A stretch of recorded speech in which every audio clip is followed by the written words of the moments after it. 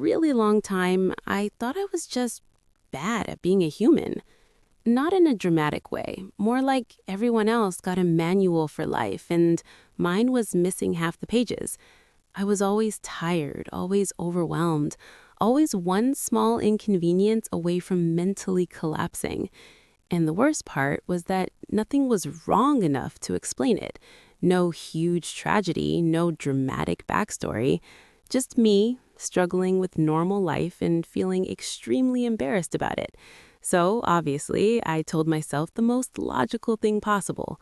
Wow, you're just lazy. And I believed that, right up until the day I had a breakdown in a grocery store aisle over soup. I was 19 at the time, fresh out of high school and deep in that phase where everyone keeps saying, these are the best years of your life, which is a terrifying thing to hear when you're already exhausted. I was in college full-time, working part-time, and trying really hard to look like I had everything together. I did not. My days were basically on loop. I'd wake up already tired, rush to class, sit there pretending to pay attention while writing notes that looked important but meant absolutely nothing, then go straight to work, come home, and lie on my bed staring at the ceiling like my brain was buffering. Slowly, I stopped doing things I loved. Drawing felt like work, hanging out with friends felt draining, even answering texts felt like something I had to mentally prepare for. But instead of thinking, hey, this seems concerning, I compared myself to everyone else. My friends were busy but somehow fine. My coworkers joked about being tired like it was a fun personality trait. So I decided the problem was me. If life felt hard, I just needed to try harder, which in hindsight was a terrible plan. One afternoon after a long shift, I realized I had no food at home. Like nothing, not even the sad emergency snacks. So I dragged myself to the grocery store. The moment I walked in, everything felt wrong. The lights were painfully bright, the carts were loud and clunky. Somewhere nearby, a kid was screaming like they were auditioning for a horror movie. I went to the soup aisle, because soup is the food you buy when you've emotionally given up on cooking. I stood there staring at the shelves, and suddenly my body just stopped cooperating. My chest felt tight.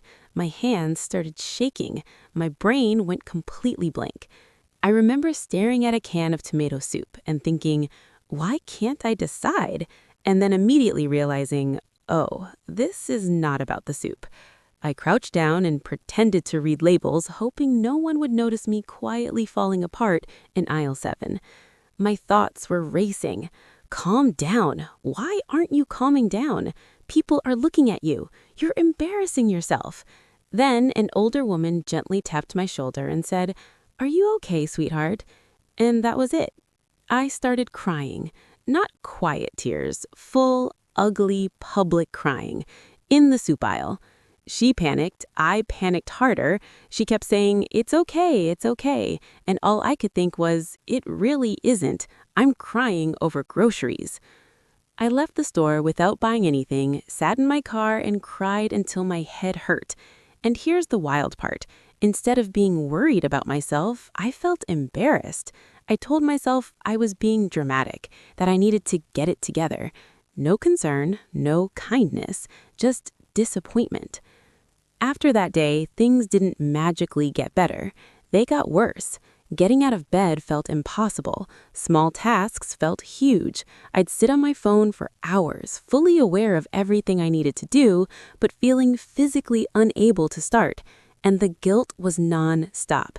You're wasting time. Everyone else can handle this. What's wrong with you? Eventually, my mom noticed. She called me one night and said, "You don't sound like yourself." I tried to laugh it off, but she didn't let it go.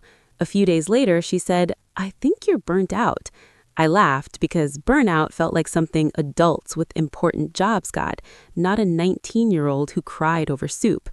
But after talking to a doctor and then a counselor, something finally clicked. I wasn't lazy, I wasn't broken, I was exhausted in a way that rest alone couldn't fix. That's the thing I learned way too late. Burnout doesn't always look dramatic. Sometimes it looks like procrastination, like irritability, like losing interest in things you used to love. like being tired all the time for no clear reason. And when you don't understand that, you start blaming yourself. I thought motivation was something you forced, that rest was something you earned only after being productive enough. But burnout doesn't respond to guilt, it responds to care. I had to relearn how to slow down without feeling ashamed, how to set limits, how to stop treating exhaustion like a personal failure. And yeah, I still struggle with it sometimes, but now when I feel overwhelmed, I don't immediately assume I'm lazy. I ask myself, what do I actually need right now? And that question alone changed everything. So, if you're watching this and thinking, wow, this feels a little too familiar, I just want you to know something. You're not weak, you're not broken, and you're definitely not alone.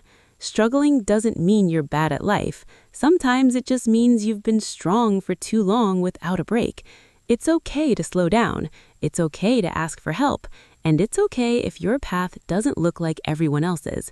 And if you've ever cried in a grocery store over soup, honestly, welcome to the club. We're tired, but we're trying. And that counts.